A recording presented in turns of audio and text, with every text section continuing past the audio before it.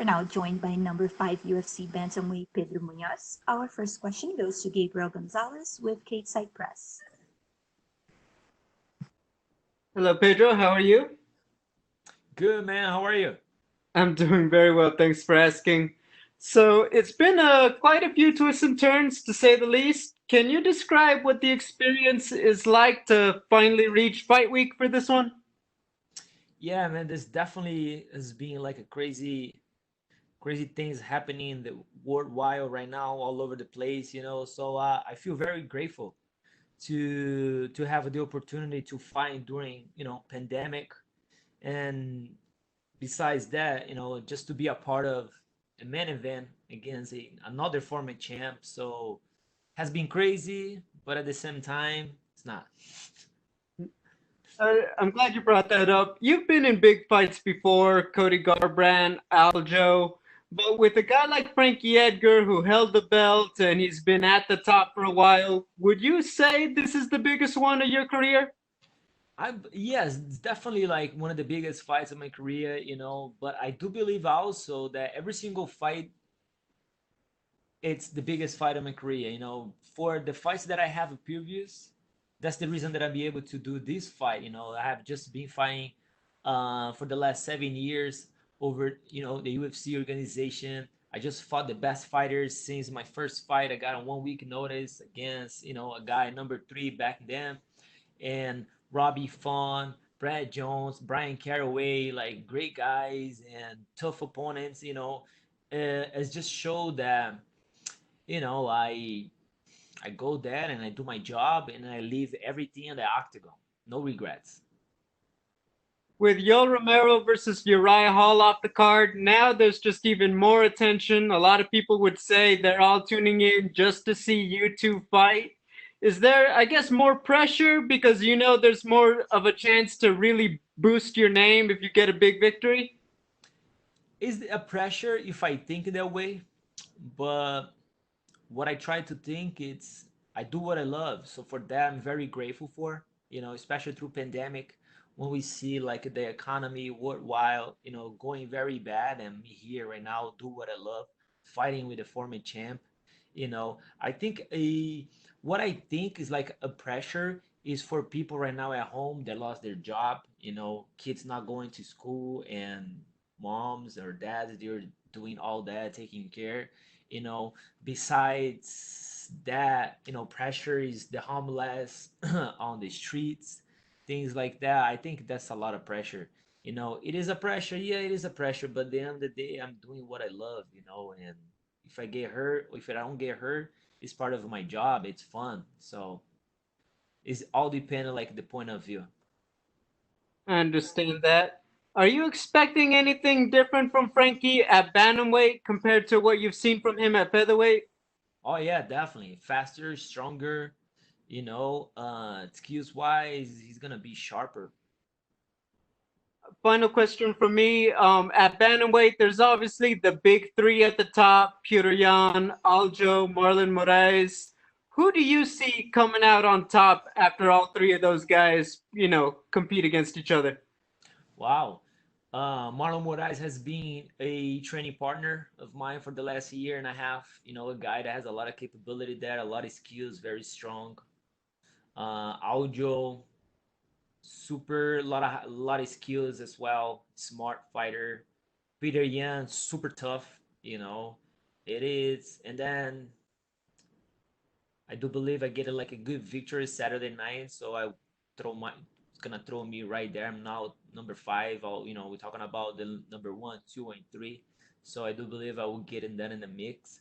So yeah, it's just a part of the evolution of the sport. It just has been great and see that much good athletes lately. Thanks, Pedro. No worries, thank you. Our next question is from Jim Barcelone with the Miami Herald. Well, thank you so much. Hey, Pedro, what is it like? And I know you fighters, you're focused on the fight, but you're in the main event, ESPN, UFC Fight Night. It's such a huge deal. It's such a big event. Just what is it like? Do you ever get to look back a little bit and just say, wow, this is so cool? Definitely, man. That's a great question. This is really cool. I was just talking with this like in a, someone before you, and it's definitely the word that I can say that is very. I'm very grateful for that. It's pretty joy. Be able to do make money. Through pandemic, being a part of the main event in UFC and fighting the former champ is just a lot of good things out there happening for a reason.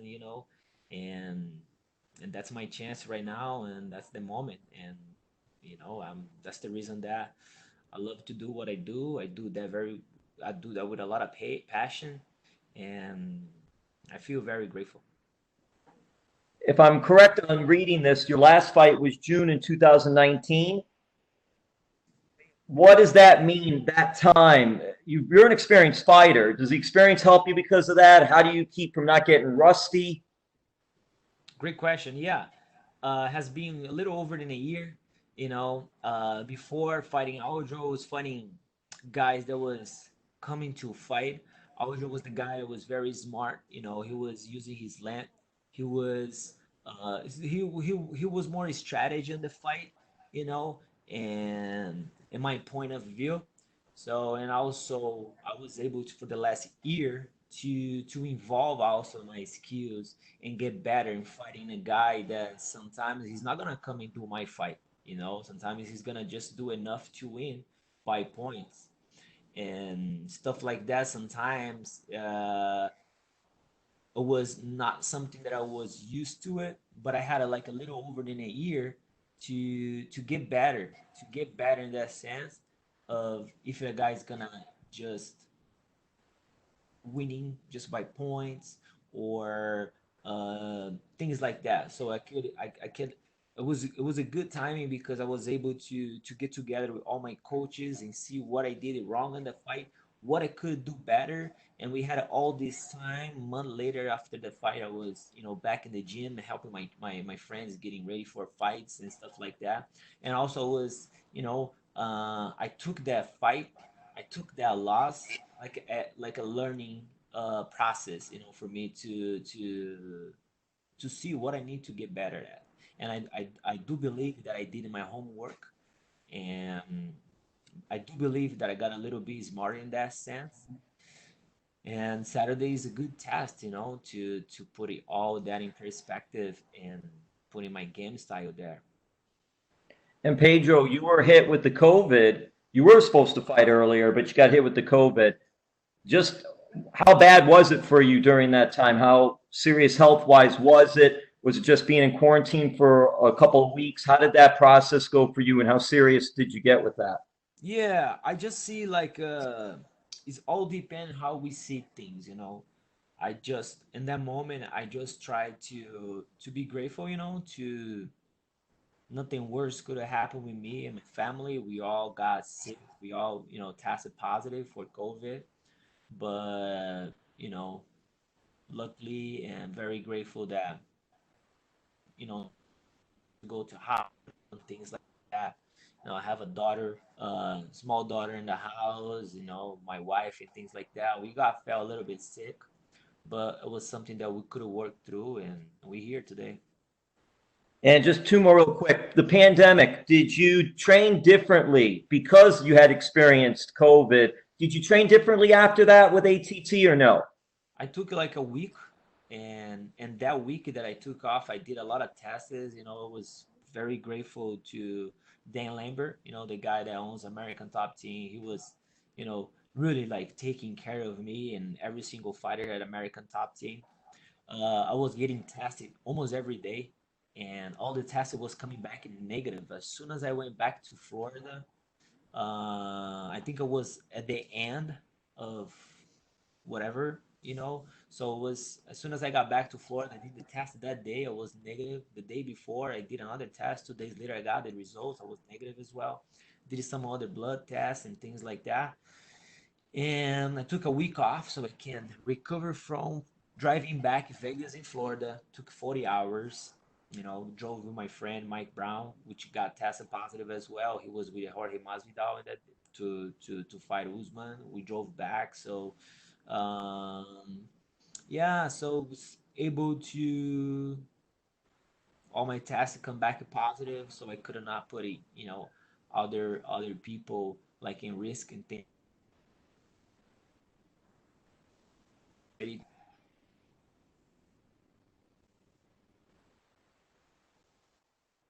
we finished this training camp great, very strong.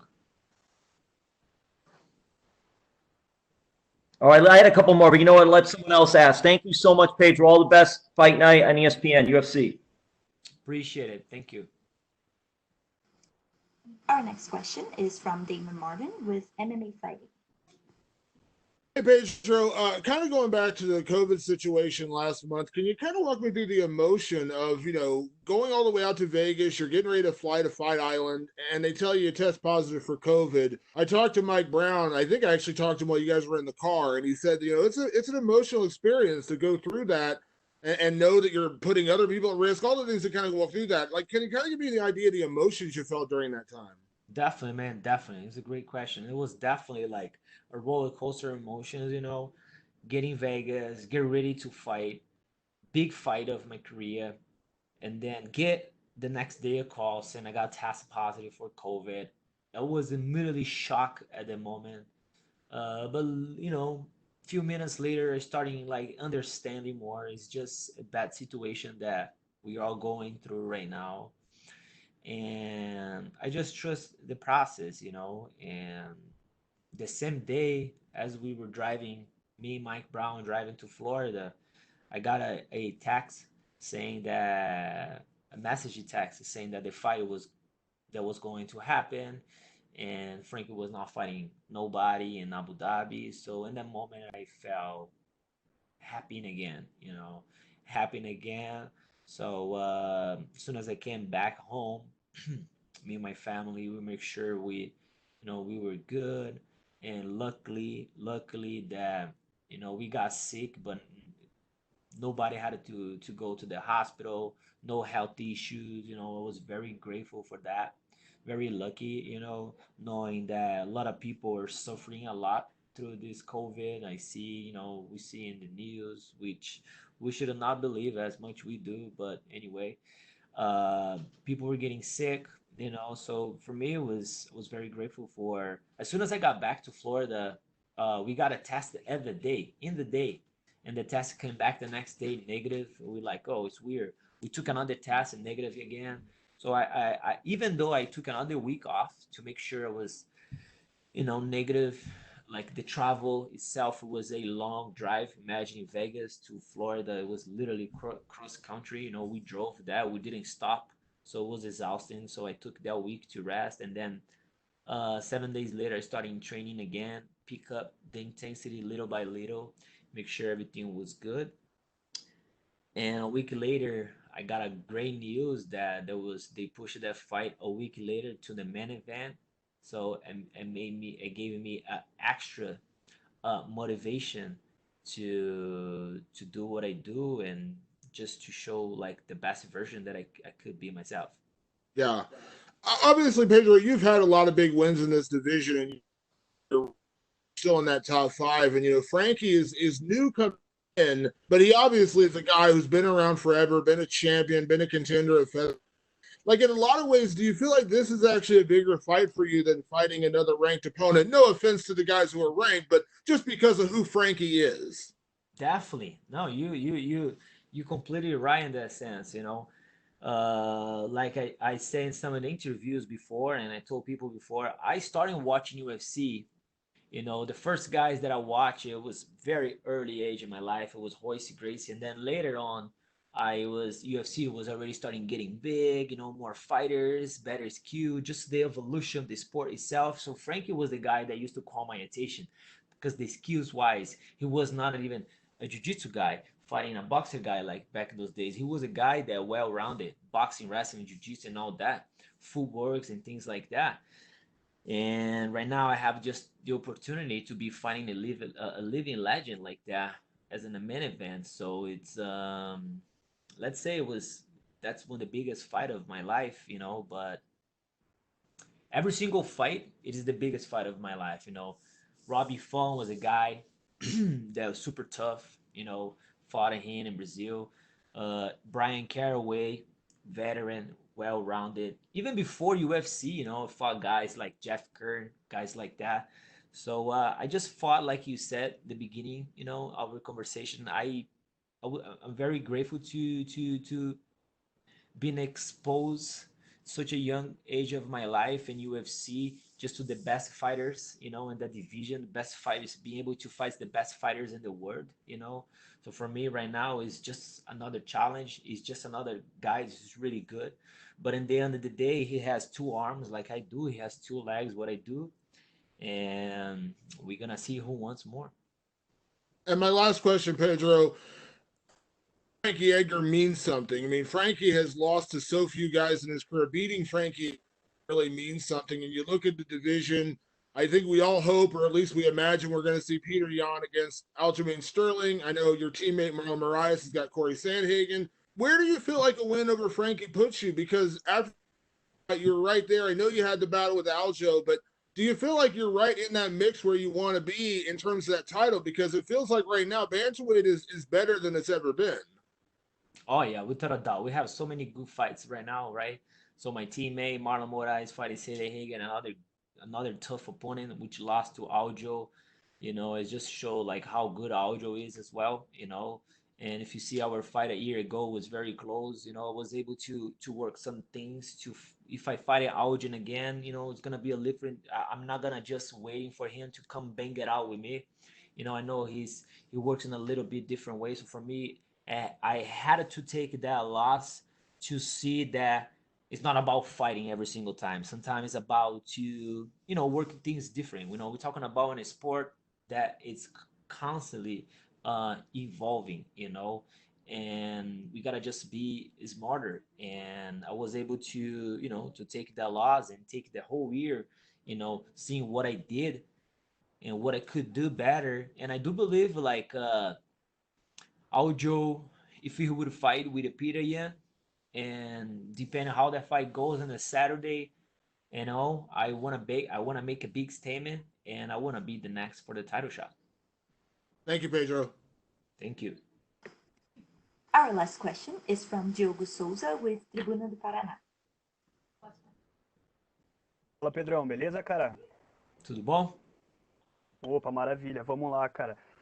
Eu queria que você começasse falando aí da tua preparação com os treinadores curitibanos aí, né, cara? Você tem uma parceria com o Catel, com o Everton, como que foi, cara?